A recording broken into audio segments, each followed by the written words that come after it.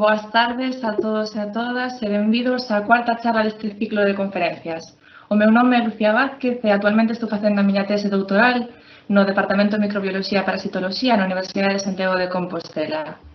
A finalidade deste programa de conferencias é amosarnos a realidade que está a vivir desde unha perspectiva interdisciplinaria que abarca dende ámbitos tan distintos como a economía, a política ou a saúde, entre outros. Na sesión de hoxe, a conferencia durará aproximadamente uns 30 minutos e posteriormente abrirase unha quenda de preguntas a través da sección Preguntas e Respostas da aplicación, na cal lles poderedes preguntar aos poñentes as vosas dúbidas e inquedanzas sobre o tema. Agradeceríamos vos que as preguntas se fixeran ao final da intervención e que sexan breves para que non se repita a temática que está a ser tratada durante a conferencia. Na sesión de hoxe, titulada COVID-19, o virus e o seu potencial epidémico, contamos con Isabel Bandín e Carlos Pereira. Ambos son profesores titulares no Departamento de Microbioloxía e Parasitoloxía na Universidade de Santiago de Compostela e imparten dende fai uns 20 anos a materia de Bioloxía, antes da licenciatura e agora no grado, na Facultade de Bioloxía. Ademais, Isabel tamén impartiu os temas correspondentes á Viroloxía durante os últimos anos da licenciatura de Farmacia na materia de Bioloxía e Microbioloxía. No aspecto investigador, ambos dirixen o grupo de patoloxía viral en peixes no Instituto de Agricultura e contan cun alto número de publicacións en revistas de alto impacto. No seu relatorio de hoxe falaránnos da orixe do virus, a enfermidade que causa e aspectos epidemiolóxicos de transmisión e dispersión da COVID-19. Sen máis, paso-lles a palabra a Isabel e Carlos.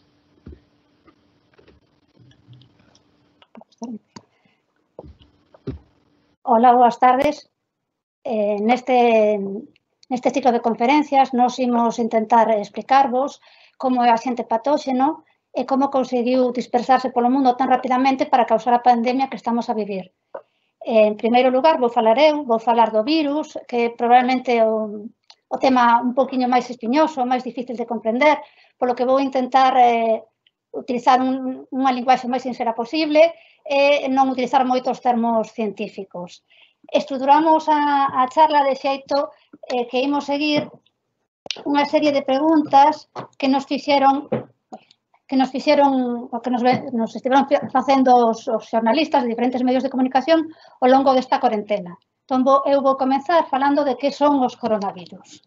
Pois os coronavirus, aunque vou poñer un momento para marcar acá. Os coronavirus son unha familia moi grande de virus que teñen unhas características comuns.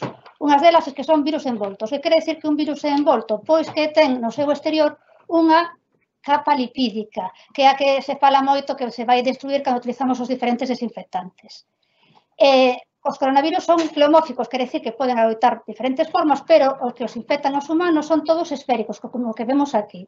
E na superficie desa esfera hai unhas proxeccións, que son proteínas de origen viral, que se coñecen como espículas. Estas espículas son moi importantes porque permiten que o virus recoñeza a célula que vai infectar. Os virus non infectan calquera célula, infectan as células que teñen un receptor axeitado para eles.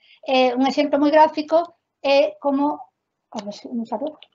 Non, vou a poner isto. Perdón, teño que quitar isto, porque non sou capaz de... Isabel. Sí, perdón, que non sou capaz de pasar. Un momentiño, temos un problemiña técnico. Poderías compartirnos a presentación novamente, por favor? Sí. Moitas grazas. Volvo a compartir. Está? Eu estou compartindo. Non. Non. Non nos aparece. Pois, sinto moito. Eu estaba convencida... Os clásicos problemas do directo. Compartir. Eu digo, vou a compartir. Non atopo outro. Volvo a darlle. Se antes funcionou. Non. Estás compartindo coa ventaniña de compartir que tes a túa dereita? Sí. Se queres, podesme pasar a min o PowerPoint e subo cho eu. O que pasa é que así non o podes contar. Un momentiño, vou tentar unha cousa, a ver. Vale. Vale? Un momento, que debo estar facendo mal. Acá, xa está. Un momento. Sí, compartir, fixen mal.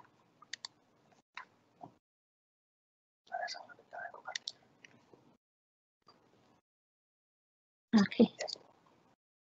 Agora. E agora. Agora sí. Chegou, sí. Perdón. Moitas grazas e desculpade a todos por o pequeno inconvinte. Vale, entón comezo outra vez. Eu vos decía que vou empezar a falar do que son os coronavirus.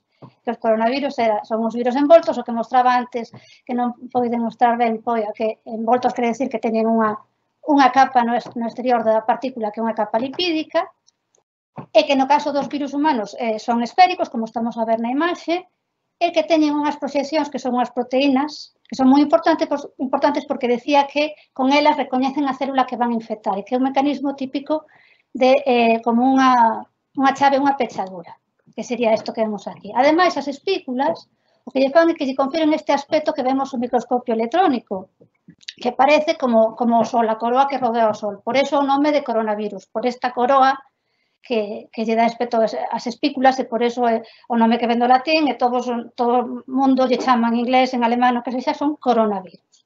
Afectan un amplo rango de animais, como vedes, mamíferos, aves e ata peixes, pero os que nos importan a nós son os que afectan aos mamíferos, que sabedes que aparte de nós, poden infectar a un montón de animais diferentes, e un do que vou falar bastante son dos morcegos, porque os morcegos son o principal reservorio de coronavirus no mundo.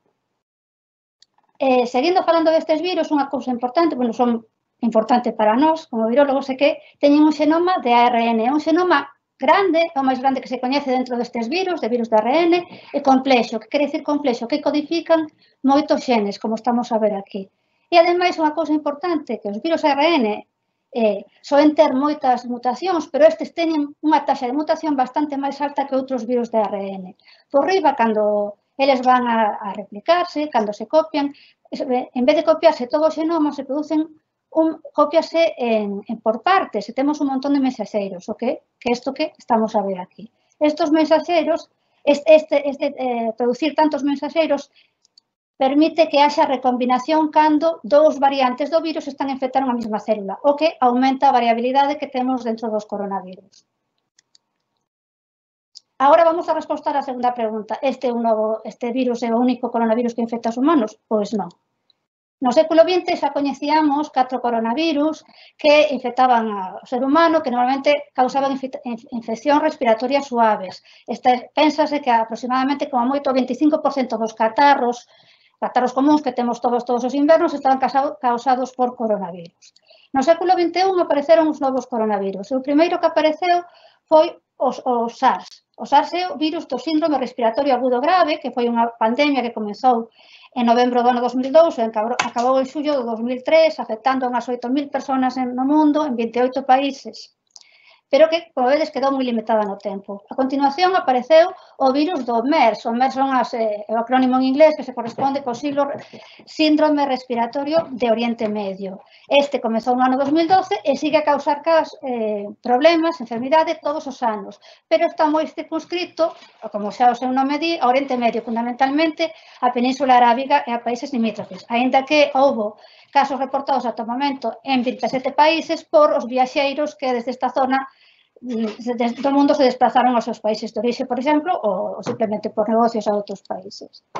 E, por último, temos este novo coronavirus, que é o coronavirus que causa a enfermedade coñecida como COVID-19, que, pola súa similitude co virus do SARS, chamase SARS-CoV-2. E que estamos neste momento na plena pandemia. Non sabemos se vai continuar ou se vai quedar circunscrita ao 2019 ou 2020. E, polo tanto, temos todos estes coronavirus e é importante salientar que estes 3 últimos son zoonoses. Agora imos falar destas zoonoses.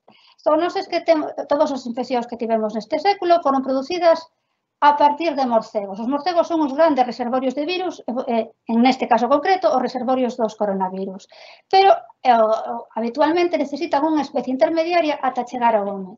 No caso do SARS-CoV foi a civeta, no caso do MERS foron os dromedarios, e no caso deste novo SARS-CoV-2 pensouse que podía ser o pangolín. Veremos que hai teorías a favor e en contra, explicareinas máis tarde.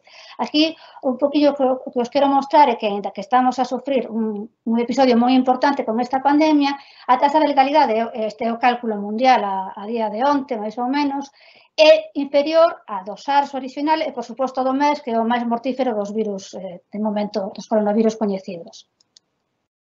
Cal é a orixe do virus? Bueno, pois para falar da orixe do virus vamos a falar das teorías que hai sobre os coronavirus en xeral e despois entraremos a explicar que se pensa que pudo pasar con este coronavirus en particular. Entón, aquí temos as teorías que hai neste momento sobre a aparición dos coronavirus. O que sabemos é que eles van a estar habitualmente nos morcegos, os morcegos son os reservorios, a eles non lles pasa absolutamente nada, non sufren a enfermidade e teñen unha serie de coronavirus que poden pasar a infectar o humano ou outros animais.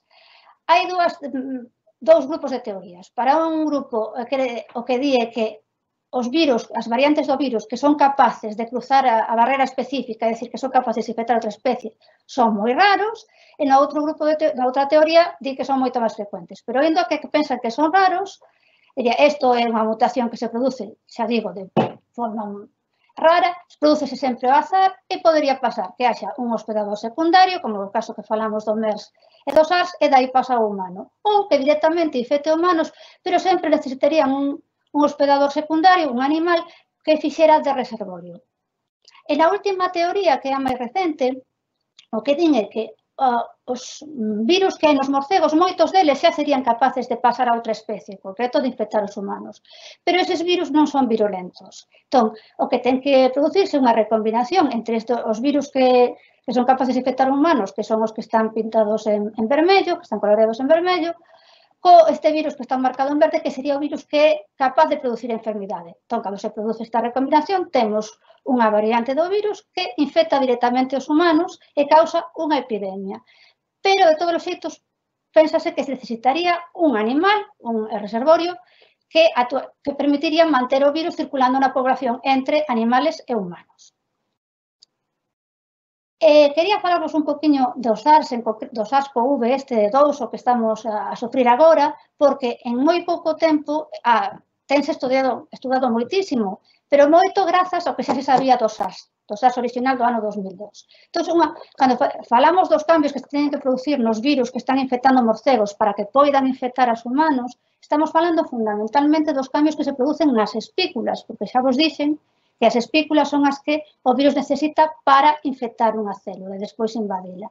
Entón, neste caso, estudiouse este xenoma do virus, e esta parte pequeniña, a parte que codifica a espícula, que agora aquí a temos en grande. Estudiáronse dúas rexións. Nunha delas, que é a zona que se uniría a ese receptor, non hai moitos cambios con respecto ao virus, por exemplo, do pangolín, é moi similar, é a un que se illou de morcegos, pero si onde vemos cambios en unha zona que sería unha sinal para que corte unha proteasa que é unha proteasa celular. O que nos está a dicir é que este virus está moito máis adaptado cos outros virus a interacción cos humanos e xa no momento que ten para unirse á célula está facendo o proceso moito máis rápido. Está utilizando a maquinaria celular para producir un cambio nesta espícula e que se produzca a infección moitísimo máis rápido. Entón, ahora imos cas teorías. Como supoño que todos temos oído ou visto nos diferentes medios de comunicación, no WhatsApp, nos mensaxes, hai moitísimas teorías da conspiración que din que este foi un virus xerado no laboratorio. Ben, laboratorio chinés, normalmente falan de laboratorios chineses. Pois os análisis genéticos que se teñen feito ata o momento descarta totalmente esta posibilidade. Entón, temos que ter outras teorías. Unha pode ser que sexa unha selección natural nun hóspede animal, como estivemos falando dos coronavirus en general, previa a zoonose. Aquí temos, soportando esta hipótese, que os casos iniciais das pneumonías do COVID-19 producíronse persoas que traballaban nun mercado e que nese mercado vendíanse, ainda que se falou de que é un mercado de pescado, ali vendíanse animais vivos engaiolados. Pero temos a desvantaxe de que os virus da pangolín, que foi o animal que se pensou que podía ser a fonte, non é igual ao virus que infecta os humanos. Entón, pénsase, según esta teoría, nos falta por encontrar o hóspede que foi o hóspede intermediario, o animal intermediario. E, por outra banda, por último, teríamos a teoría da selección natural, pero que xa se fai directamente nos humanos tras a zoonosis, é dicir, o virus pasou dun animal a nós.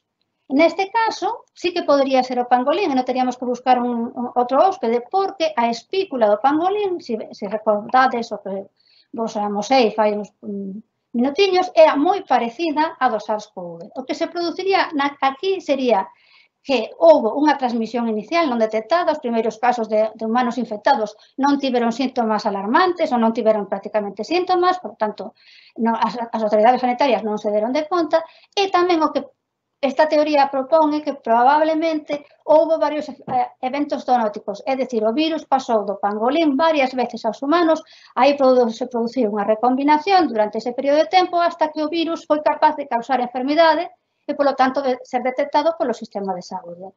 Esa sería a adaptación que necesitou.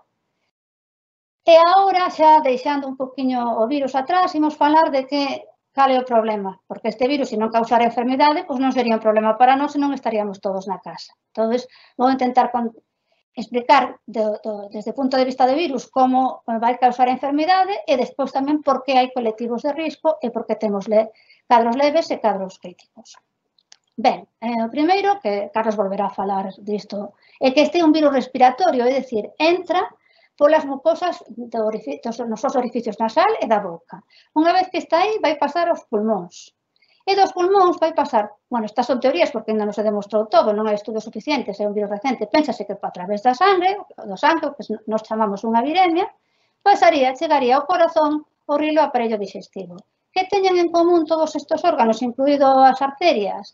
Que teñen o receptor que necesita o virus, que é unha proteína que temos nas nosas células, as células que recubren estes texidos, que é unha enzima conversora de angiotensina 2, que é o que se encarga de regular a presión arterial. Por lo tanto, aí temos parte dos colectivos de risco que temos, os hipertensos, as persoas que teñen unha enfermedade cardiovascular ou os que teñen unha enfermedade respiratoria. E agora imos falar un poquinho da enfermedade, das fases da enfermedade. Temos unha fase inicial que a estas alturas, eu supoño que todos coñecemos os síntomas que causa, que son febre, tos seca, fatiga, diferentes dolores, e a enfermedade pode rematar aí, porque o sistema inmunitario é quen de conter o virus e non vai a ir máis aló. Se continúa, pasaríamos a unha fase que os médicos chaman a fase aguda, en que va a haber dificultades respiratorias serias, e febre alta e continuada, normalmente porque o virus está a producir unha neumonía que pode afectar a un ou aos dos pulmóns. E a enfermedade tamén pode parar aí porque o sistema inmunitario resolve o problema, tamén por axuda dos médicos, evidentemente, porque estas persoas, a maioría, estarían no hospital, pero pode seguir en pacientes, en un grupo de pacientes que sigue avanzando, que é esta fase crítica, no que se produce un síndrome de dificultade respiratoria aguda, que estas son as siglas en inglés, en a que a persoa ten moitos problemas para respirar, necesita ventilación asistida e se non ten axuda, pois probablemente hai un fallo cardíaco e a persoa morre.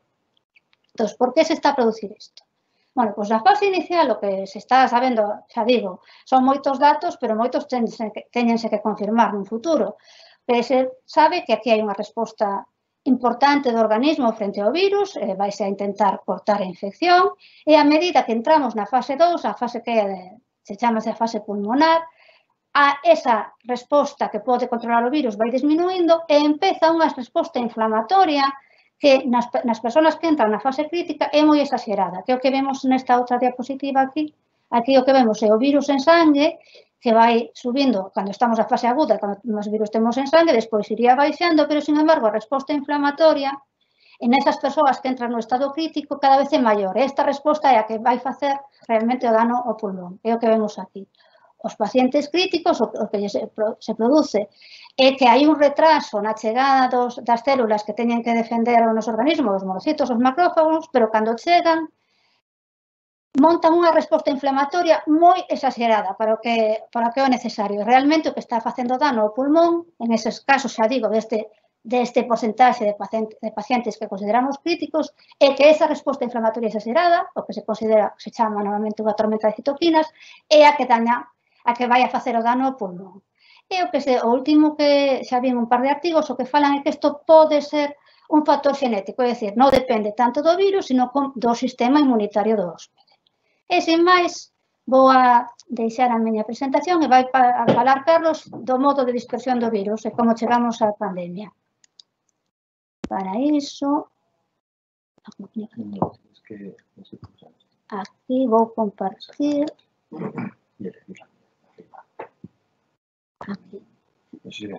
Aquí, xa está.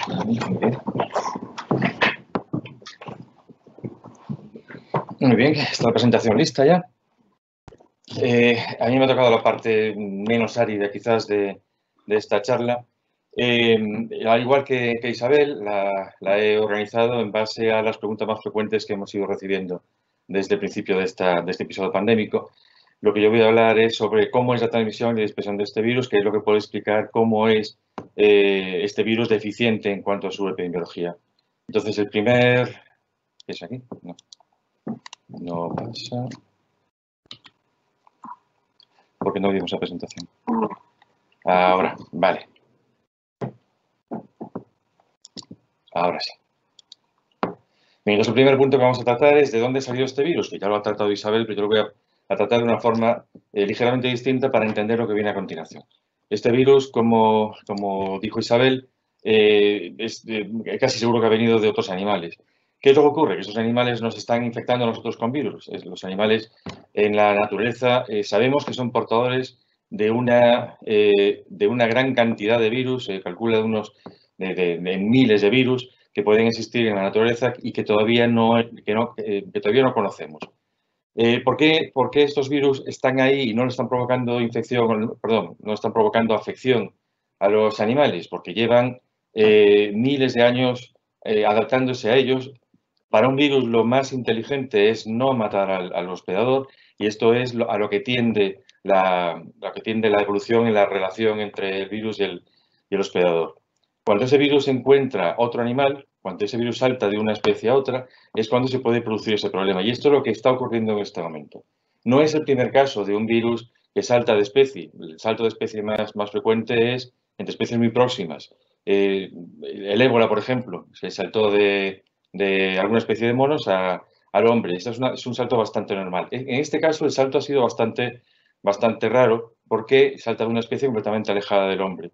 Entonces, bueno, las teorías que planteó Isabel, yo a poco más, por lo que he estado leyendo, a poco más por el tiempo en el que el virus se puede estar adaptando al hombre cuando ya ha infectado a una población, y durante ese tiempo probablemente los síntomas sean muy leves y no se diferencien de un catarro, y en cambio con el tiempo ese virus se está adaptando a provocar una enfermedad en el hospedador.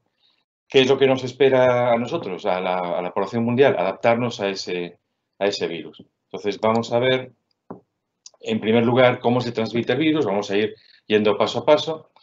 Esto es un virus respiratorio, como ya dijo Isabel, se transmite a través de las micropartículas acuosas que lanzamos cuando hablamos, cuando tosemos y cuando estornudamos, y esas partículas van cargadas de virus. Si estamos infectados, si somos portadores del virus, estamos lanzando millones de partículas virales que van a caer sobre cualquier objeto cotidiano con el que estemos cercanos y también sobre alimentos, con lo cual estamos contaminando esos objetos y los alimentos con una gran cantidad de virus, con una alta carga viral.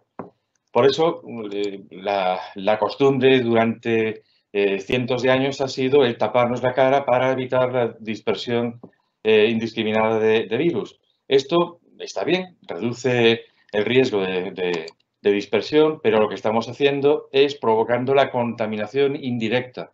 A través de las manos que acabamos de contaminar con nuestros virus, podemos contaminar objetos, exactamente igual que antes, con mucha menos carga viral y, por lo tanto, con menos riesgo de transmisión, pero sigue habiendo un cierto riesgo de transmisión. El problema está en que si estamos contaminando objetos y por poco que contaminemos las manos de otra persona, el echarnos luego las manos a la cara, que es un acto bastante frecuente, está provocando o está facilitando al virus una vía de entrada.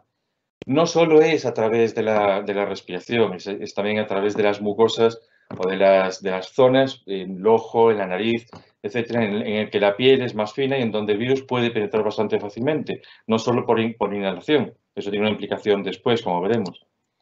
Por eso la costumbre que se está adquiriendo desde hace unos pocos años es la de utilizar la cara interna del codo, que es una forma de dejar libres las manos para no contaminarlas.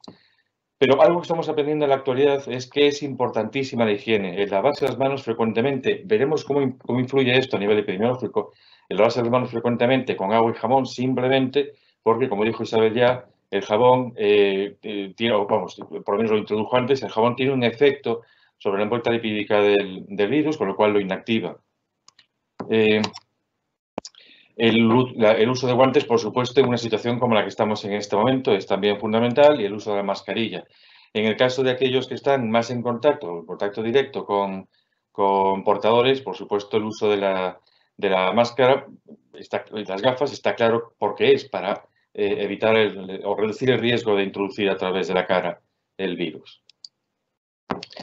Una pregunta frecuente que nos han hecho frecuentemente, y es lógico, es entendible esta pregunta, es si el manipular alimentos contaminados es un riesgo de infección. En realidad, yo siempre lo he respondido exactamente igual. El riesgo está en que si alguien es portador, manipule alimentos porque los está contaminando. Por eso es importantísimo que quien esté manipulando alimentos tenga que seguir unas normas de higiene incluso más extremas, sobre todo si esos alimentos son para la venta a otras personas. Y la siguiente parte de la pregunta, no, el virus no se transmite por los alimentos, con lo cual no hay riesgo de transmisión por ingerir alimentos que hubieran estado en algún momento contaminados. Bueno, la siguiente pregunta quizás sea una parte bastante interesante. ¿Cómo ha sido este proceso epidémico? Yo creo que ya los conocemos todos. Estos datos son de hace una semana, pero bueno, el caso es la evolución, que es lo que realmente nos interesa. ¿Dónde empezó y cómo empezó? También lo sabemos todos. Empezó en China, realmente en toda la zona asiática, pero China fue donde hubo el brote más drástico.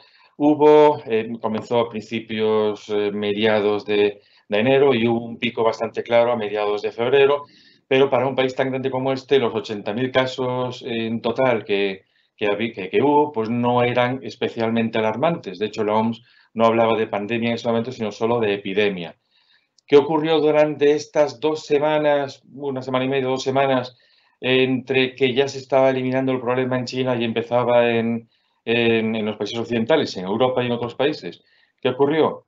Que la información transmitida por la oficina de la OMS en China no fue veraz y, por lo tanto, no se creyó que el problema fuese a ser una pandemia como está siendo en este momento. De hecho, la OMS tiene en este momento, le está lloviendo bastante encima y tiene en este momento un problema serio porque no sabe qué hacer con la oficina asiática, porque sabe que esa información nunca va a mejorar. Se calcula que al menos hay como 20 veces más casos, o ha habido como 20 veces más casos en China en los momentos, es decir, en todo el periodo que hubo la epidemia en China. Como se ve, justo después de esas 2 semanas, el comienzo del brote epidémico en el resto del mundo fue rapidísimo, mucho más rápido que lo que tenemos en la curva en China. ¿Qué ocurrió durante ese tiempo? Yo creo que en la siguiente diapositiva, sí, en la siguiente imagen, se produjo un proceso de transmisión que llamamos transmisión exponencial, de tal forma que no solo se distribuyó dentro de la población rápidamente, se distribuyó a otras poblaciones próximas, pasó a poblaciones más alejadas y, debido a la enorme movilidad que hay de personas entre los países, se transmitió rápidamente a otros países. Este virus se sabe ahora que tiene una tasa de transmisión de 1 a 3, al menos 1 a 3, es decir, que cada persona infectada es capaz de infectar a 3 personas, esto es una media, a 3 personas que no están infectadas, que en comparación con la tasa de la gripe es elevadísima. En el caso de la gripe es de 1,5, con lo cual vemos esa gran eficacia de transmisión que tiene este virus. Entonces vamos a volver otra vez a otra forma de expresar las epidemias en epidemiología, que es simplemente con una curva en el tiempo. Esto es el dato de China, esto es lo que ocurrió en esas 2 semanas, lo que suponemos que ocurrió en esas 2 semanas, y qué es lo que ocurrió justo después de esas 2 semanas. Justo después de 2 semanas se obtuvo un pico epidémico prácticamente en el mismo momento en bastantes países occidentales, prácticamente con una diferencia de unos pocos días. Esto es bastante sospechoso. Es decir, todo el efecto que produjo este brote en los países asiáticos se transmitió rápidamente a los países occidentales. De hecho, hay un estudio, no voy a entrar mucho en este estudio porque a lo mejor es un poco difícil de entender, pero es un estudio de un grupo italiano que demostró que primero entró en Italia desde los países asiáticos y luego les vino otra vez desde los países europeos infectados a Italia. Esto probablemente haya ocurrido en todos los países. Es decir, hubo una segunda infección y por eso se ven, bueno, no lo tengo aquí, por eso se ven en bastantes casos 2 picos consecutivos. Este es el caso español. En el caso español he seleccionado este dato porque es interesante y realmente puede ayudar también a entender qué es lo que pasó en España, no solo cómo entró la epidemia, sino cómo evolucionó. En este caso utilizamos el dato de la tasa reproductiva o la tasa infectiva o lo que es el número de personas sanas que son infectadas por cada enfermo. Como vemos, ¿cómo es el dato, Elisa? ¿Es esto? Sí. Aquí está. Vale. Como vemos en la primera gráfica, que es el dato general en España, este pico que está a esta altura, que corresponde a un 7 aproximadamente, implica que al comienzo de la epidemia en España, cuando se empezó a comprobar que era una epidemia, el número era de 7 infectados, cada paciente infectaba a 7 personas sanas. Esto, además, coincide solo con el dato de Canarias, es decir, que se sospecha que entró, por algún motivo, entró primero en Canarias. Se sabe exactamente o se sospecha exactamente por qué, pero bueno, está relacionado con el turismo. Y ahora señalo, se puede hablar mucho sobre estos datos, sobre estas gráficas, pero voy a señalar solo 2 cosas, las 2 flechas que están en cada tabla, en cada figura. Estas 2 flechas corresponden a la semana del 6 y a la semana del 14 de marzo, porque son 2 fechas clave. La semana del 6 fue aquella semana en la que ya sabíamos que la epidemia había llegado a Europa, estaba en Italia, estaban ya empezando en el pico, y sin embargo, pues se permitieron determinado tipo de eventos masivos que a posteriori se puede decir que no se debería haber hecho, eventos de tipo lúdico, de tipo deportivo, conmemorativo, etc. Esta flecha, si se observa bien, coincide con el comienzo del pico epidémico. Es decir, que esos eventos masivos generaron una distribución rápida del virus entre la población. Esto coincide más en todas las comunidades, en todas ha sido exactamente igual. Y la segunda flecha corresponde al momento en que se empezaron a aplicar las medidas de contención. Y lo interesante es que al empezar a aplicar las medidas de contención, la tasa reproductiva empezó a caer rápidamente. Rápidamente es el concepto que utilizamos en epidemiología, pero evidentemente para nosotros no es tan rápido. Todavía estamos como estamos. Pero lo interesante es que sí, en general se consiguió el efecto que se pretendía, en general. Y nos permite ver además dónde se aplicaron, dónde se siguieron correctamente las medidas, en prácticamente todas las comunidades. En Andalucía, en Extremadura, en Galicia, incluso en Madrid, donde la epidemia fue mucho más problemática.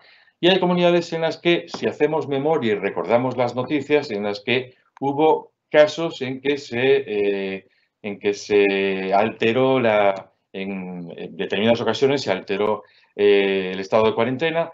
En Baleares, por ejemplo, si hacemos un poco de memoria, oímos casos de pequeñas fiestas. En Canarias, pues gente que todavía sigue en la playa, etcétera. Incluso en Cataluña también hubo algunos casos. Esto lo que genera es una meseta. Esta meseta es el tiempo adicional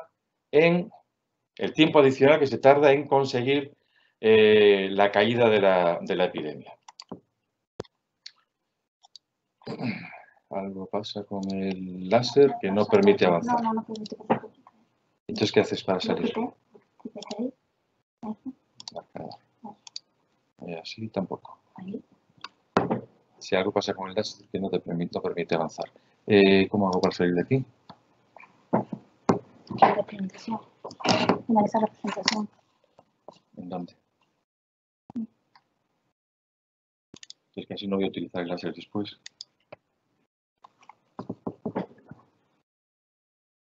Descartar.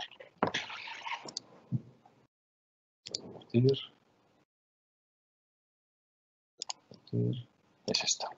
Vale, perdón. Está claro que se utiliza el láser, no sé por qué, no se puede avanzar la imagen. Ahora sí. Bueno, estamos donde estamos en este momento. En tan solo 3 meses el virus ha llegado a todos los países del mundo y está en mayor o menor medida a nivel epidémico en todos los países y por eso es una pandemia en este momento. ¿Cómo puede ser un virus tan rápido? ¿Cuáles son las características de este virus que le permite dispersarse de modo tan rápido? Es lo que vamos a ver a continuación. Y ahora sí, tengo que meterme en términos un poco técnicos. Intentaré ser lo menos científico posible para que se pueda entender fácilmente. Entonces, vamos a ver. Esta gráfica que estoy enseñando en azul es una gráfica de cantidad de virus que está en el paciente, en la persona infectada. Cuanto más arriba, más cantidad de virus. Este es el eje de carga viral y aquí tenemos el eje del tiempo. Es decir, a lo largo del tiempo, la cantidad de virus que va habiendo dentro del hospedador va subiendo, el virus va replicando, y llega un momento que la replicación es máxima, el hospedador es capaz de contrarrestar el efecto del virus y va cayendo la cantidad de virus con el tiempo, es la fase de caimiento. Y en todo este proceso tengo que definir una serie de momentos que son importantes para entender por qué este virus es tan eficiente. En primer lugar, vamos a hablar del momento de exposición. El momento de exposición es cuando entro en contacto con un portador y, por lo tanto, entro en contacto con el virus. No necesariamente voy a ser infectado por ese virus, pero estoy en contacto con él. Va a haber un tiempo de demora, que es el tiempo que necesita el virus para entrar en mí, para invadir mi organismo, que es el momento de infección. Hay un tiempo importante, o es un momento importante, que es el momento en el que las técnicas de diagnóstico son capaces de detectar la presencia de virus dentro del portador. Hablaremos después cómo influye esto. Hay otro momento que es cuando empieza a liberar virus el paciente.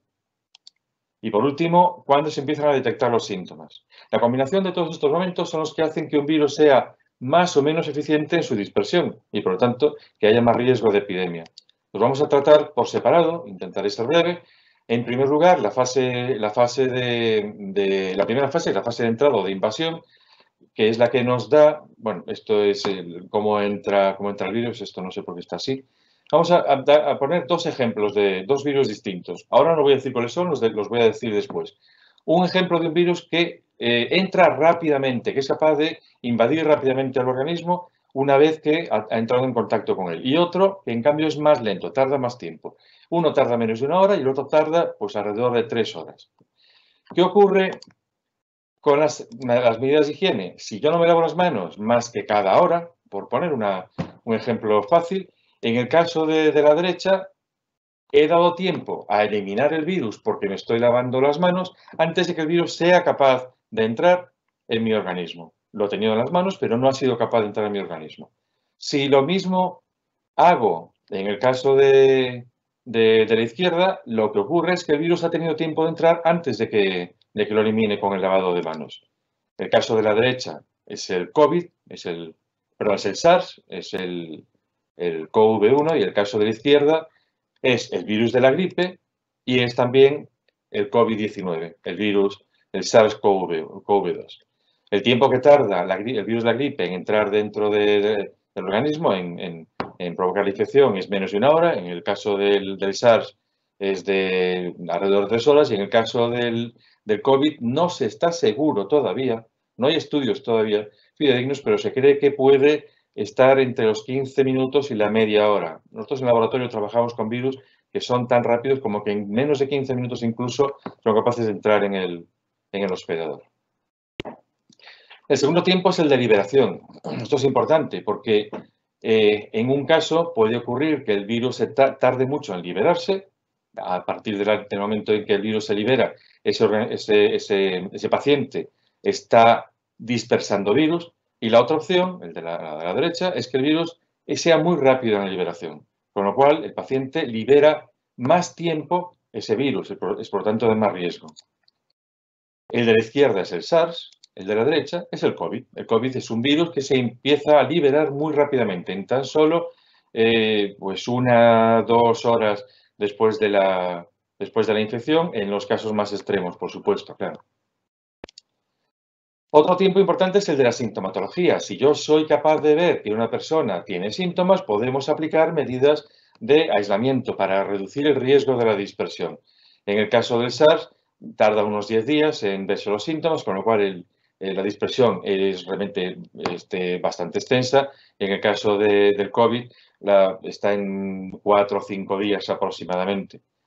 Si ahora metéis aquí el siguiente dato, esto lo iba a complicar bastante, entonces lo voy a separar en otra, bueno, aquí también está el virus de la gripe, lo voy a separar en otra imagen.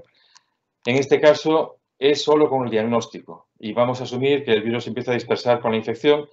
Si tengo dos métodos de diagnóstico distintos, un método de diagnóstico que es poco sensible va a necesitar que la evolución de la infección se va a necesitar más tiempo, con lo cual pues, se va a dispersar más el virus antes de que pueda ser diagnosticado el paciente. Y en el caso de un diagnóstico que sea más rápido, en cambio, se reduce mucho ese tiempo de dispersión. Y aquí tenemos en la izquierda la técnica de ELISA, a la derecha la técnica de PCR, que son las dos técnicas que se están utilizando en este momento.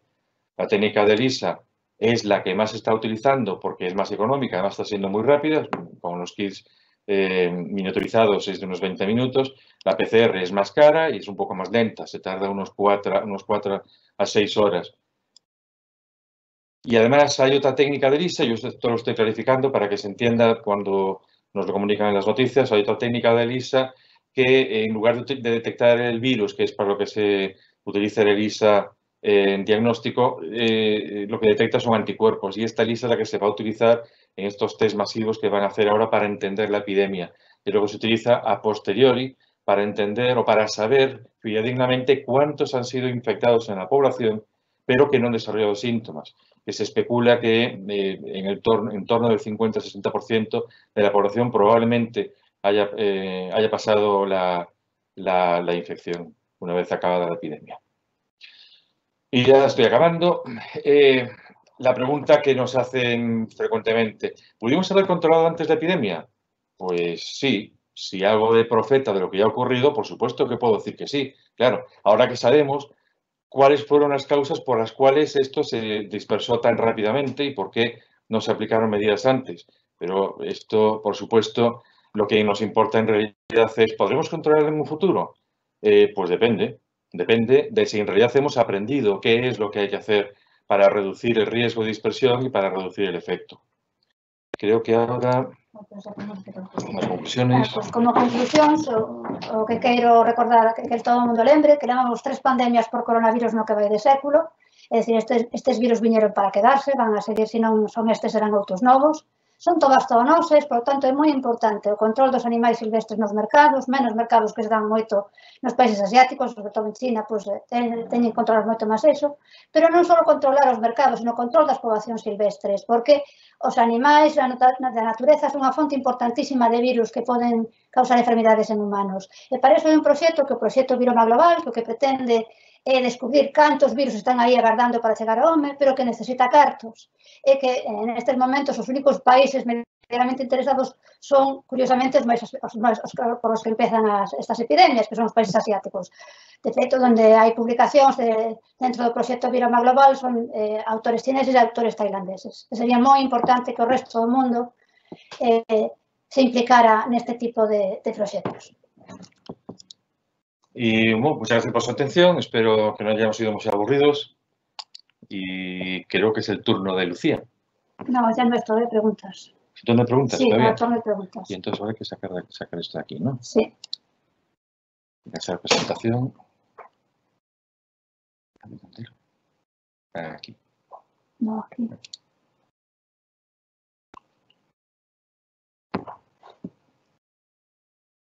No hay preguntas por el momento.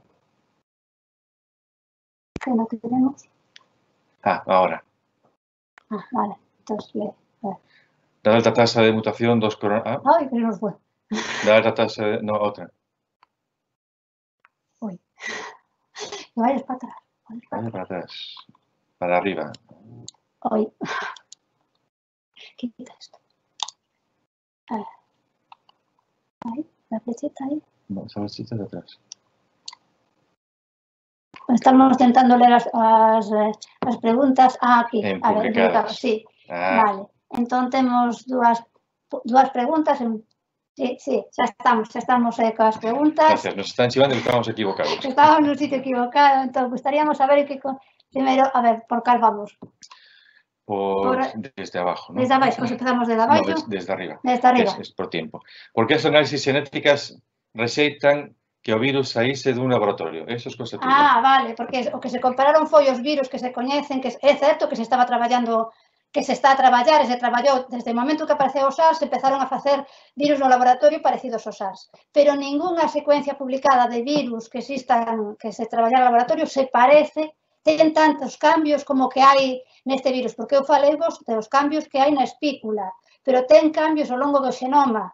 Eso, ningún laboratorio iba a facer todos esos cambios que non teñen sentido, non teñen utilidade para facer un virus virulento. Entón, se alonxa completamente de que poidese salir do laboratorio. É demasiado distinto aos virus que se utilizaron ou que se están publicados nos laboratorios.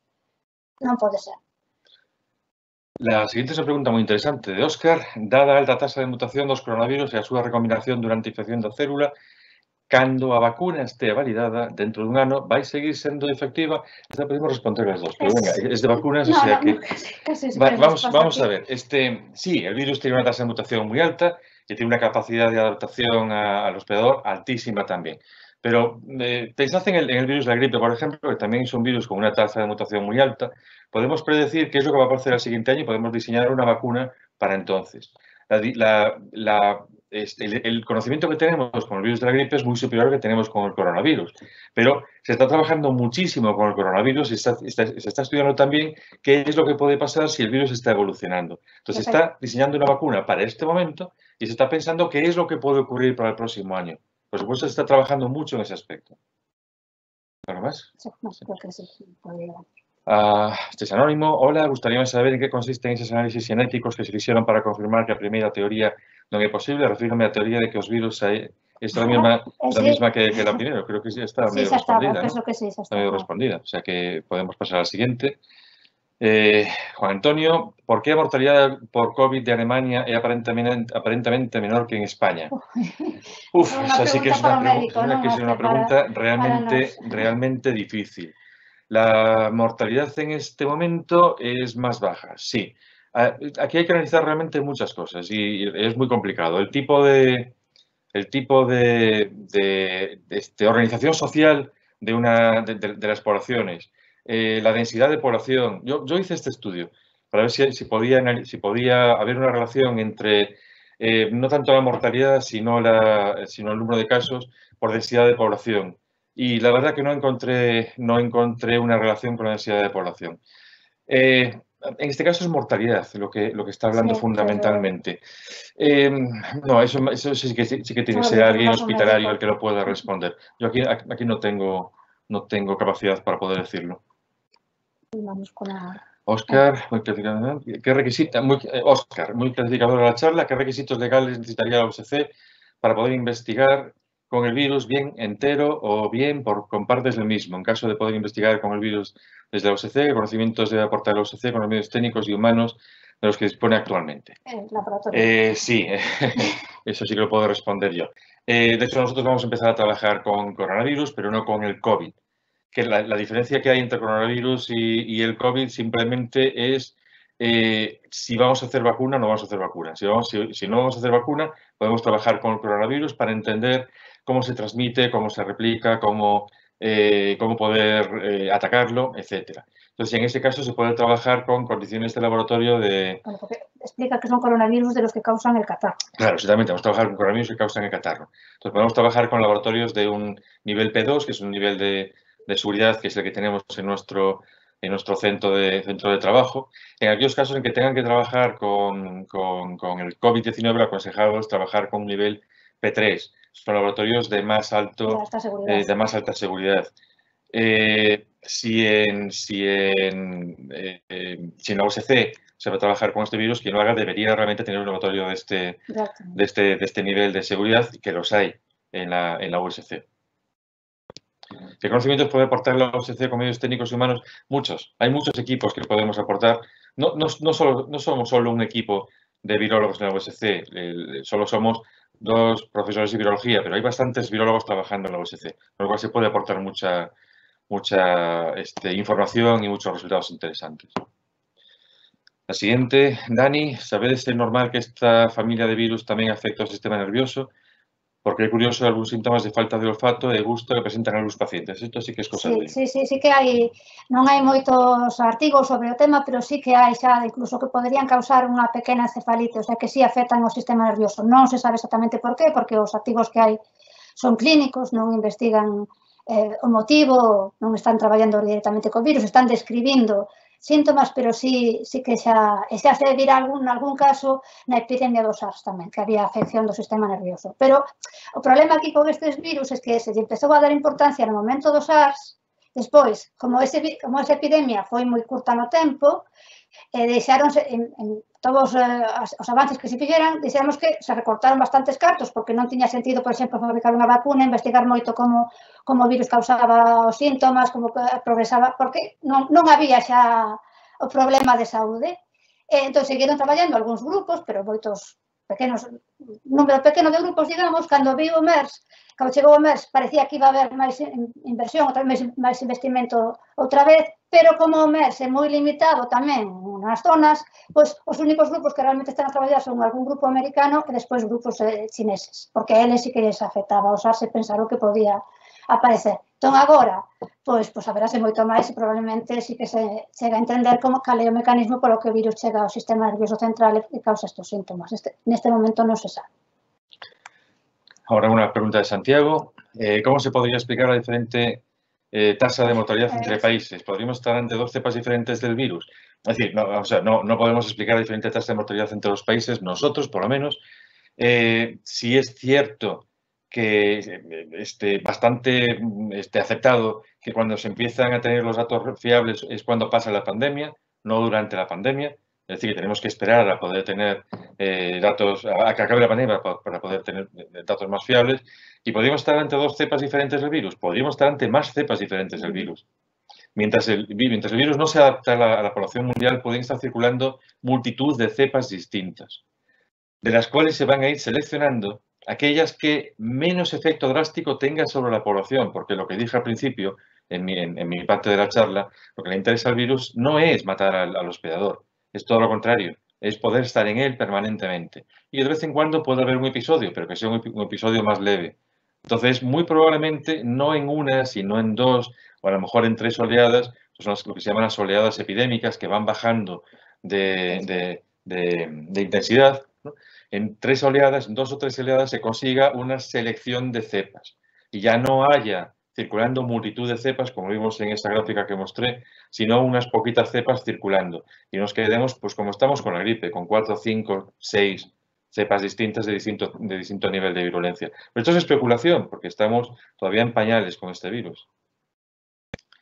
Outra que es anónima, poderíamos considerar que se o número de contagiados é cercano á porcentaxe indicada dun 60, habería unha inmunidade colectiva. Claro, hombre, un 60%, llamarle todavía colectiva, todavía no me atrevo. Y lo mismo que dije en los casos, en la respuesta anterior, estamos todavía en pañales con este virus, todavía necesitamos mucha información, porque a lo mejor el 60% han desarrollado inmunidad contra cepas distintas, con lo cual no podemos aventurar todavía qué es lo que va a ocurrir. Sí es bueno que haya un mayor porcentaje de infectados en la población, porque eso reduce la intensidad de la siguiente oleada, pero bueno, tenemos que esperar a ver qué más vamos descubriendo. Antón, ¿es determinante la carga viral a la que se expone el individuo para la severidad de los síntomas?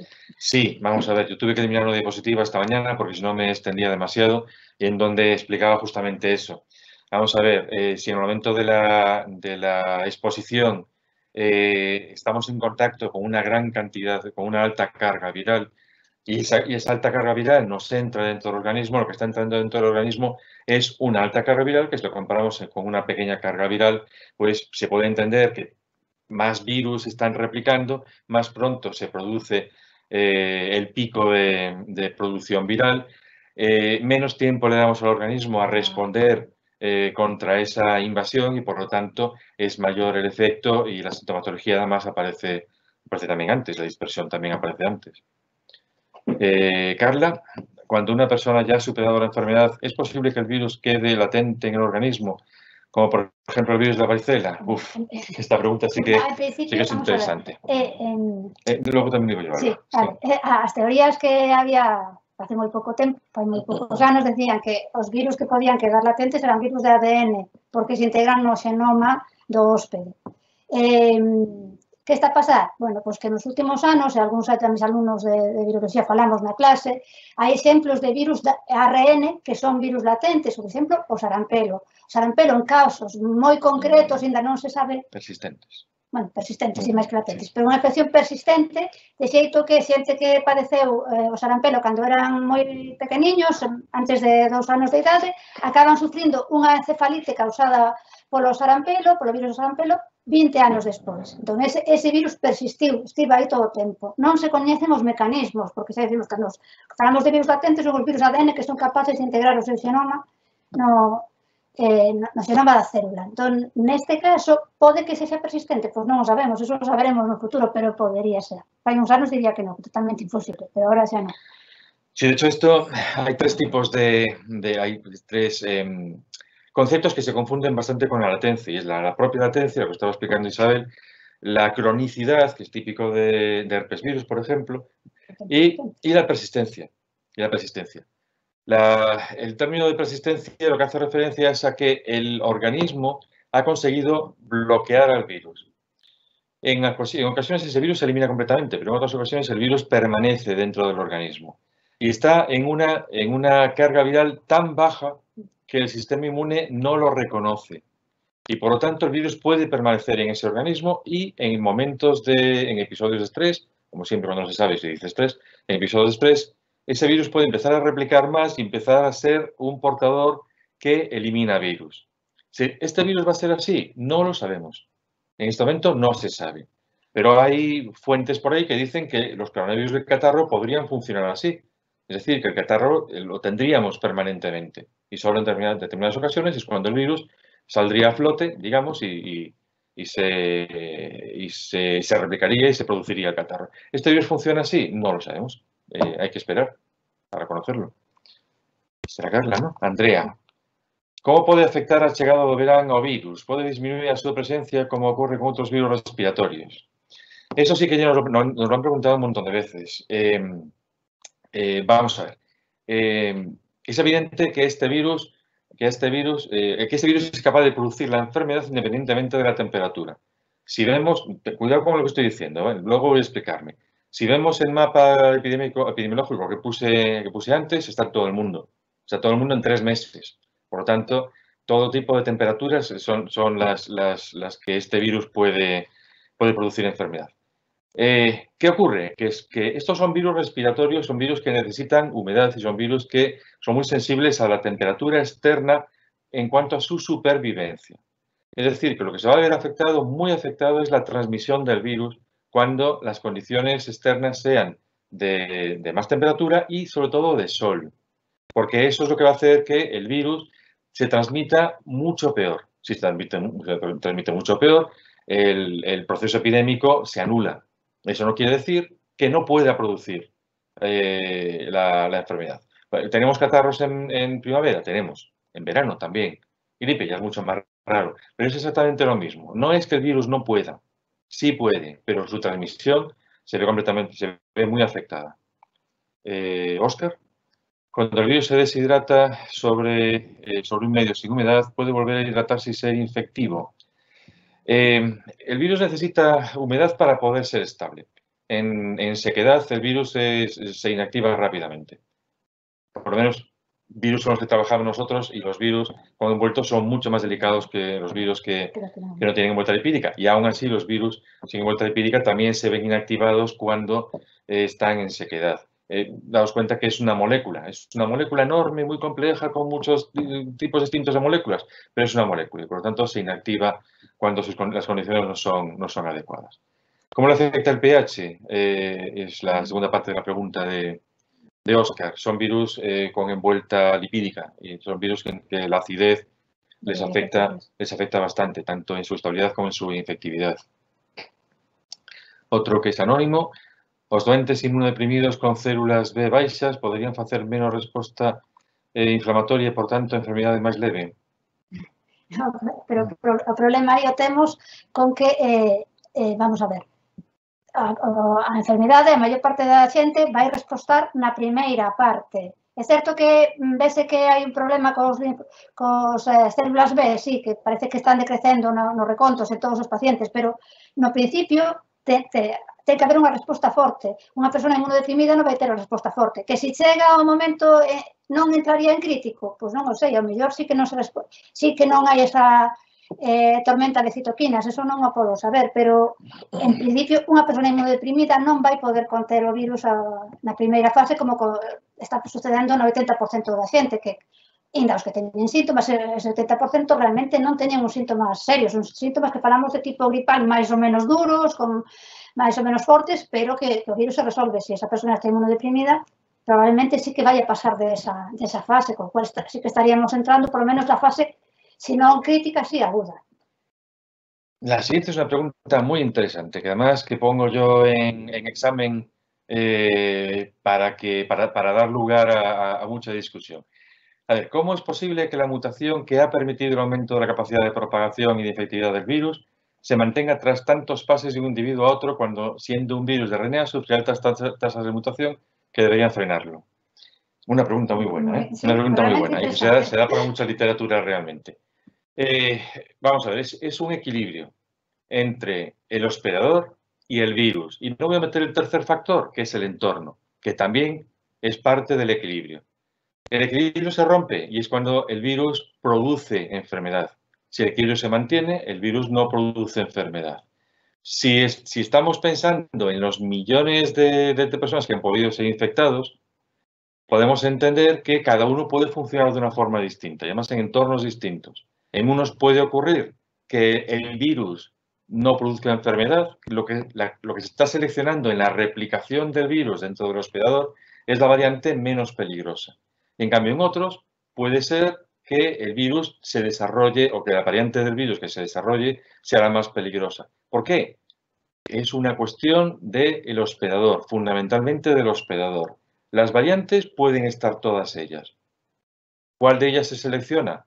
Pues vuelvo a decir lo mismo. Nos falta mucho por conocer de este virus todavía para poder entender qué es lo que rompe el equilibrio. Yo llevo trabajando como 30 años con un virus. Aún no sabemos qué es lo que rompe el equilibrio. Así que esto puede dar una idea de lo difícil que es poder decir exactamente por qué no se selecciona una cepa u otra cuando está replicando el virus dentro del hospedador. Siguiente. Bueno, esto tengo que leerlo entero. Muchas gracias por la conferencia. Son Luis González, de Ourense, con evolución da pandemia en Galicia. Evolución da pandemia en Galicia, que datos especiales do estudio de... Esperados, que datos esperados. Esperades do estudo de seroprevalencia que se está empezando a facer porque a impresión é que vai dar unha taxa moi baixa de positivos. Yo espero, sinceramente, no sé lo que puede ocurrir, pero espero que dé una tasa alta, porque eso querría decir que mucha parte de la población está protegida. ¿Qué es lo que va a salir? Yo no lo podemos predecir, evidentemente, pero yo espero, sinceramente, que dé, no sé, pues un 50% para arriba. Esta es una pregunta anónima. Gracias por la charla. Poner sobre la mesa ¿una qué? Seropositividad. Supongo que sea seropositividad, Seropositividad, ¿no? sí, entiendo, sí. Activa por sueros hiperinmunes, ¿se podría barajar? Hombre, se está haciendo. Sí, con Se está haciendo. Claro, esta siempre es una estrategia que se sigue ya como a la desesperada, cuando no se tiene nada para poder controlar un proceso epidémico. Pero hay estrategias que son más utilizadas y son más valoradas en virología. Y se está trabajando muchísimo en vacuna porque es realmente lo que interesa, desarrollar vacunas que tengan mucha efectividad. Utilizar solo los hiperinmunes, si os acordáis también en las epidemias del ébola, es lo que se utiliza porque no se tiene otra cosa que utilizar, pero son estrategias, bueno, en biología se consideran estrategias con poca efectividad, vamos, aunque siempre se oyen casos de resultados positivos. Pregunta de Shaquín Antón. Boa tarde. Resiste o virus a congelación, en concreto en alimentos? Yo te puedo decir que tenemos como 15 congeladores en nuestro instituto en donde conservamos virus durante décadas. Así que creo que con eso te respondo la pregunta. Agora unha pregunta anónima. Cal pode ser a causa de que os máis pequenos apenas mostren síntomas? Interesante. Uf, pues te lo dejo para ti entonces. É que non sei exactamente. Vamos a ver que contestar. Realmente es que no se sabe en esta vez y se está estudiando. Sí, sí, de feito Se está están estudiando. facendo aquí un estudo importante, parece que no hospital van a estudiar Claro, eso. en otros virus, pues sí se sabe, pero en este no se tiene, no se tiene conocimiento. ¿No? No, O sea que lo siento por anónimo. No, o que sabemos de que en principio hai moitas enfermedades, pero que son outras, claro, as típicas que moita xente xoven non coñece, pero que as que levamos, que somos un pouco maiores e coñecemos, como falamos o sarampelo, as paperas, a paratidite, pois a varicela, que normalmente cando ti as sufres de pequeno son moitísimo máis leves que cando as sufres de maior. A afección que ten, a resposta que ten o organismo, realmente teña moito que ver tamén ca resposta inmune, é moitísimo máis seria no caso dos adultos, entón os síntomas son moitísimo máis fortes. Non sei se neste virus pode ter algo que ver, pero xa o saberemos con un futuro. Pero, de feito, penso que link que hai un grupo no hospital que traballan con virus respiratorios que van a estudar a nenos para ver que, bueno, é un consorcio internacional, pero que é unha das cousas que é interesante ver por que os nenos non lles afecta prácticamente. La siguiente pregunta es de Emilio y esta la voy a responder yo. Se habla en los medios de diferentes posibles tratamientos con fármacos ya existentes en el mercado. ¿Se sabe en qué situación real se encuentran estos estudios o simplemente son bulos? No son bulos, en absoluto, no son bulos. Hasta el momento, me refiero hasta antes de estas epidemias, las farmacéuticas estaban trabajando en el desarrollo de medicamentos para las patologías virales más peligrosas. ¿Por qué? Porque las farmacéuticas van a cobrar muy caros esos medicamentos. Eso hace que esos medicamentos no se testen en otras infecciones virales, más que a nivel de laboratorio, a nivel experimental. Por eso somos bastantes laboratorios en todo el mundo que llevamos mucho tiempo haciendo testado de sustancias de distinto tipo. Nosotros llevamos por cerca de 100 sustancias distintas, testado de su eficacia para el control de virus, para eliminar virus, para evitar que infecte.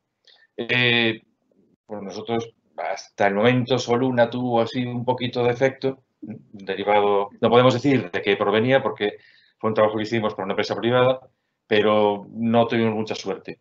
¿Qué ocurre? Que con esto, con esta pandemia, se vuelve a despertar el interés y entonces hay muchos grupos que vuelven a retomar el tema. ¿Y cómo se retoma el tema? Con sustancias que ya existen y que están en las bibliotecas de sustancias que tienen empresas farmacéuticas, laboratorios, etcétera, y entonces están testando muchas sustancias, de nuevo, contra este virus. ¿Que puede haber alguna que esté dando efectos interesantes? Sí, seguro que la hay. Otro tema es, ¿esa sustancia se podrá luego utilizar como fármaco? Aquí es donde ya entra más el tiempo para conseguir los permisos. Con fármacos existentes, claro, no, perdón. Aquí mi colega me lo ha indicado. No hace falta que vuelvas para atrás. Sí existen fármacos ya que se ha comprobado que tienen efecto contra este virus. No es tampoco descartable que haya muchos más que los que están en este momento diciéndose. No es descartable. Porque muchos de estos fármacos no atacan a un virus, atacan una fase en el ciclo de replicación del virus. Y si son virus semejantes, esa fase va a ser semejante también. Por lo tanto, sí, es cierto, no es un bulo.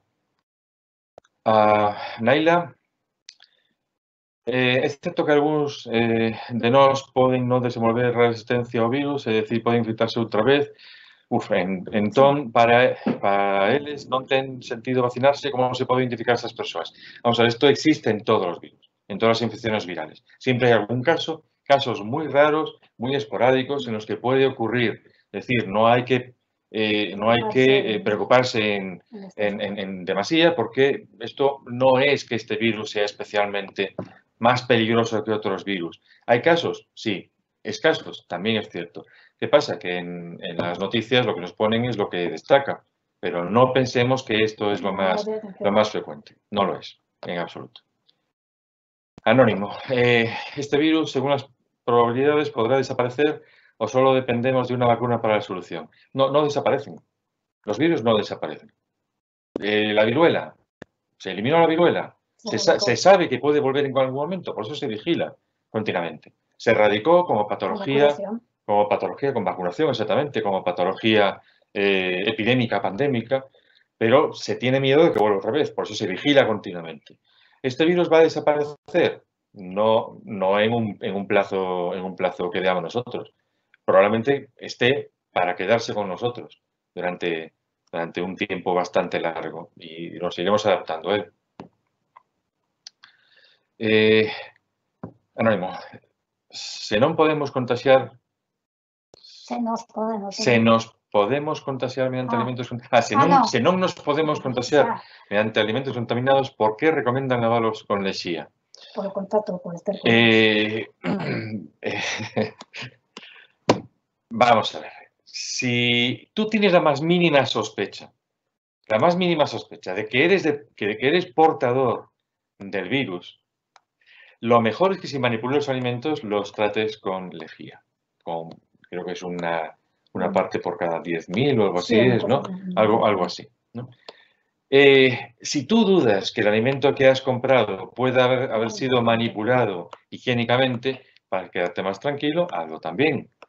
Pero en realidad no es un riesgo el que el ingerir alimento implique la transmisión del virus. El riesgo está en que tú toques un alimento contaminado, con alto nivel de contaminación, y te lleves la mano a la cara, por ejemplo, lo que dije en parte de la presentación, y entonces te estás infectando con el alimento. Pero es una vía de transmisión improbable. Manuel, ¿qué posibilidad hay que los datos de China sobre los infectados y muertos sean verídicos? Poucas. Yo creo que ya lo dije, ¿no? Sí, penso que bastante poucas. Sí, a nivel de la OMS, a nivel de los expertos en epidemiología, se cree que si se multiplicase por 20 los datos que transmitieron ellos, pues sería más verídico. Claro que esto la OMS no se lo puede decir directamente a su oficina de China, pero bueno. Ana, según he entendido en una de las gráficas, la acción del sistema inmune se reduce durante la fase aguda y más en la fase crítica. ¿Esto tiene incidencia en la inmunidad de la persona una vez recuperada? Non o sei, pero non debería. No somos médicos, no somos inmunólogos. No somos inmunólogos. Non, é unha cousa que non es un hándicap que tenemos nosotros como virólogos, porque tenemos colegas virólogos que además son inmunólogos en otras partes de España, pero aquí nosotros somos virólogos puros. Entonces no podemos responder, lo siento. Óscar, ¿se ha solicitado colaboración con nuestros laboratorios por parte de la Xunta de Galicia? Sí. De hecho, nos pidieron un listado de laboratorios que pudieran hacer los diagnósticos. Y de hecho, nosotros ofrecimos nuestras instalaciones para poder hacer los diagnósticos. Como el nivel de incidencia aquí en Galicia no llegó a ser tan alto, pues nosotros también dijimos las condiciones de seguridad que teníamos. Entonces, no hicimos falta todavía. Pero sí, ofrecimos nuestros laboratorios para hacer diagnóstico, y hay otros departamentos que ofrecieron también para hacer ensayos clínicos, y se están haciendo ensayos clínicos en este momento para el Sergas. Eduardo, ¿a qué se debe que afecte más a unas personas que a otras al margen de cuestiones patológicas previas? Creo que esto lo respondí ya antes, que se trata de un equilibrio entre la persona y el virus, entre el hospedador y el virus, y que conocer todos los parámetros fisiológicos de una persona es complicado. ¿A qué se debe? Es el estado fisiológico de la persona, incluso la predisposición genética, como dijo también Isabel antes, y lo que dije yo, es un equilibrio entre tres partes. El entorno, si es un entorno de estrés, la probabilidad de que la afección sea más grave también es más alta. Es bastante complejo la interacción entre los tres parámetros. Miguel, ¿creéis que la situación actual ayudará a disminuir los movimientos antivacunas? En caso de que persistan, si se consigue una vacuna eficaz, ¿es factible que se puedan llegar a ese tipo de medidas en los próximos años? Bueno, pois vou respostar eu, porque sempre falo nas miñas clases do tema das vacinas, porque falamos de viroloxía clínica. Eu espero que sí, que disminúa o movimento antivacunas, pero antivacinas, pero chamame a atención porque fai pouco nun noticiero na tele falando, poñían non podo decir quen era porque non recordo, pero un famosillo, chamaríalle eu, que él decía que él non se iba a deixar vacunar. E non se iba a deixar vacunar, e dixo, bueno, pois eu pensei para mí, pero para ti, porque no momento que teñamos vacina, eu, desde logo, querría ser que vacinen. Pero espero pero ainda hai xente que pensa que as vacinas son unha cousa que ten moitos compostos químicos, que non é certo, e que, ademais, que o natural é que soframos as enfermedades, e o natural é que morra moita xente, como lle digo eu, porque, bueno, en clases tivemos algunhas veces discusións deste tipo. Entón, eu, en principio, penso que sí, que isto debería axudar a erradicar, polo menos, a loitar contra o movimento antivacinas. La siguiente es anónima. ¿Es posible, es esta, ¿no? Correcto, la anónima, sí. ¿Es posible un próximo repunte de casos al comienzo del proceso de desescalada? Vamos a ver, yo no quiero ser cenizo. ¿Es posible un repunte? Sí, es posible, claro que es posible, sí. Incluso probable. Incluso probable. ¿Cuál va a ser el nivel de repunte? Pues no lo sé, no lo sabemos. Si la desescalada se hace paulatina y lenta, ese repunte será no significativo y entonces pues no me da miedo. Lo que me da miedo es que nos tomemos la desescalada como como una barra libre, ¿no? Y entonces empecemos a pensar que ya estamos fuera de epidemia. Eso es lo que realmente me preocupa. Y me preocupa también que independientemente del partido político que esté, que a nivel político se quiera abrir la mano para reducir los problemas sociales y económicos que está provocando la epidemia. Si se abre la mano demasiado, podemos entonces tener un repunte drástico y eso sí que es preocupante, porque una segunda oleada puede ser más difícil de controlar, no porque el virus sea más incontrolable, sino porque hay que volver otra vez a la cuarentena absoluta como la tuvimos. Con lo cual, la apertura tiene que ser moi paulatina, moi lenta. Outra anónima, últimamente falase moito da presencia de anticorpos no suero sanguíneo e da inmunidade. Realmente, a presencia de anticorpos implica estar inmunizado? Ou unha persoa con anticorpos pode ser susceptible a ser infectada de novo, sexa pola perda destes ou outros motivos? A presencia de anticorpos non quere decir, temos que ver, se distingue entre unha presencia de anticorpo e anticorpo que realmente confira protección. Entón, evidentemente, só ter anticorpos non quere decir que esa persoa sexa inmune frente ao virus. O que hai que ver é o nivel de anticorpos que confiren inmunidade. Entón, sí estaría protegido. E es que pode ser infectada de novo, ya antes tamén lo respondimos. Sí, hai casos, pero eso ten máis que ver ca xenética da persona que co proceso normal de infección do virus. La siguiente pregunta de Alicia, esto lo vas a responder tú, me temo, yo sé que yo no lo sé. ¿Se están empleando vacunas frente al MERS en Oriente Medio? Y en caso positivo, ¿se sabe su eficacia?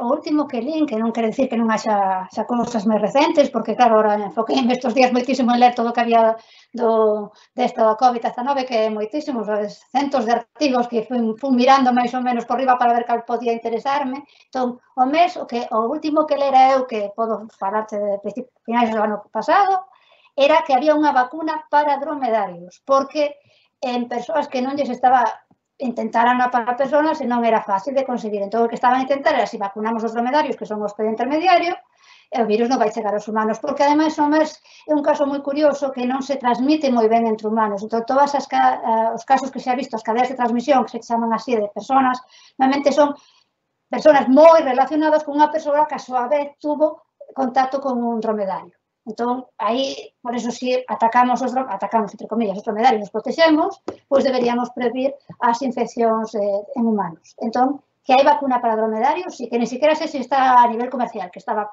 testada e que funcionaba así. E o todo que sei. La siguiente pregunta me ha pillado.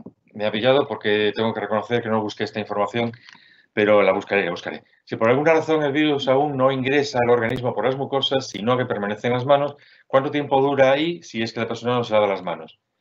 Buena pregunta. Sí, porque... Supongo que habrá estudios, porque hay estudios de todo tipo, Sí. evidentemente, ¿no? Entonces, supongo que habrá estudios para saber esto, el tiempo que puede permanecer el virus en la mano, pero sinceramente no lo sé. No se podría saber No lo hasta sé. un día. Pero lo buscaremos por curiosidad. Sí, sí. Sheila, ¿cómo creéis que debería hacerse el proceso de desescalada? Si me pedís mi opinión personal en este momento, no debería empezar ahora, todavía. Es mi opinión personal. Yo no tengo hijos en edad pequeña, en edad escolar, los míos son grandecitos ya y entonces pues no son controlables más o menos. Yo entiendo que los que tienen hijos pequeños pues sí que necesitan airearse, pero yo creo que no es todavía el momento, que hay que esperar una semana más todavía. ¿Cómo tiene que ser la desescalada? Las desescaladas son siempre siguiendo criterios sociales y económicos, fundamentalmente.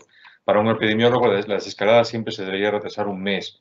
¿Por qué? Porque, bueno, yo soy epidemiólogo animal de virus animales y, por lo tanto, las desescaladas las hacemos muy drásticas. Se tarda mucho en permitir el trabajo con una granja cuando ha pasado una epidemia y en ocasiones incluso no se le permite.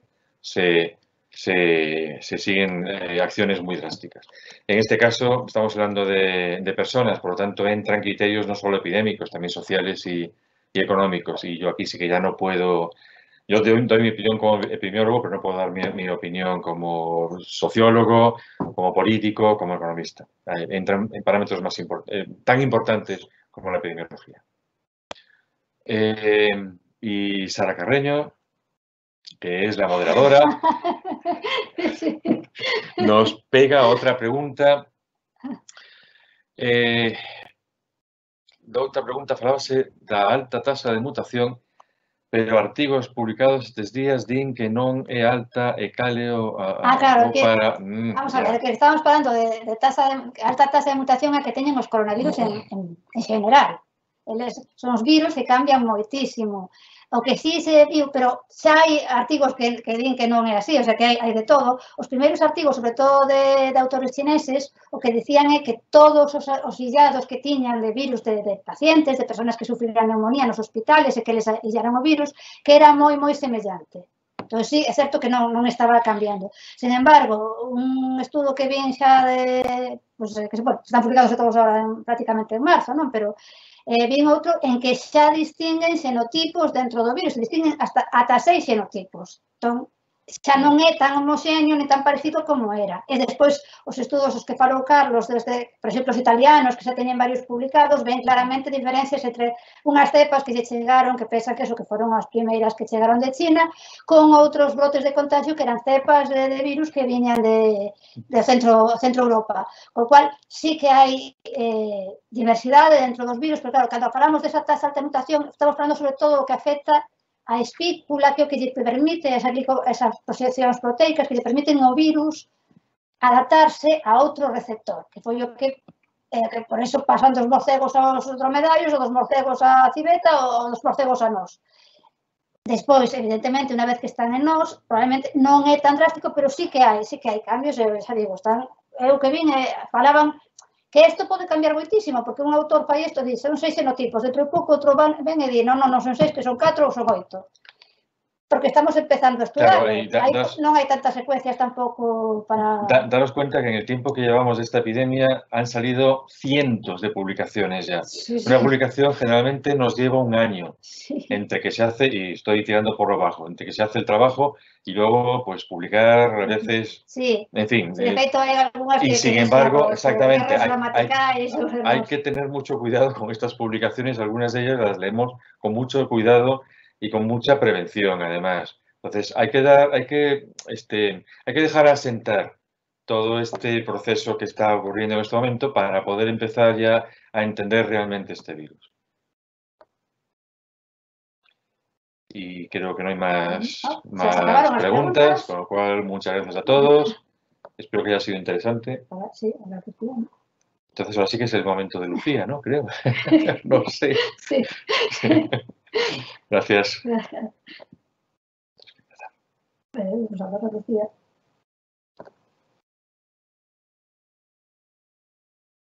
Lucía.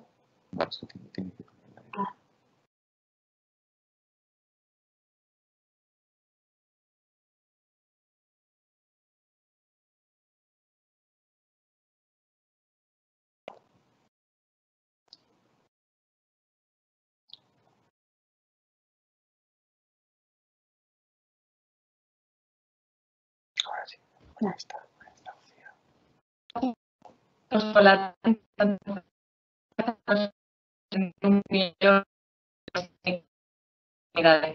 Gracias también a todos los la solución el martes día 28 tenemos manda catedrático Pedro Boa que nos fará das medidas fiscais frente a esta crise que estamos vivindo. Por último, así como todos los muchas gracias.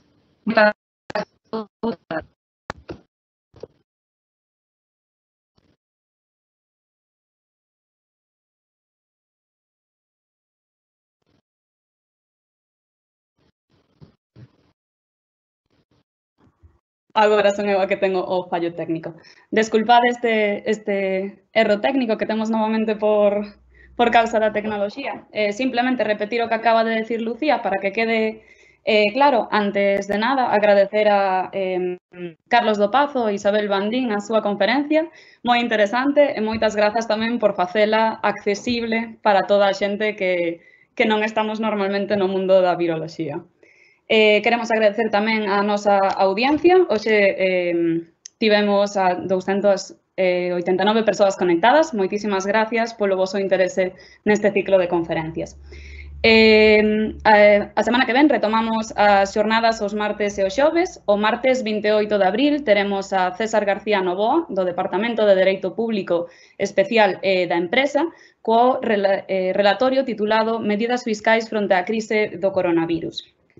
Sen máis que engadir, moitas grazas e vémonos a semana que ven.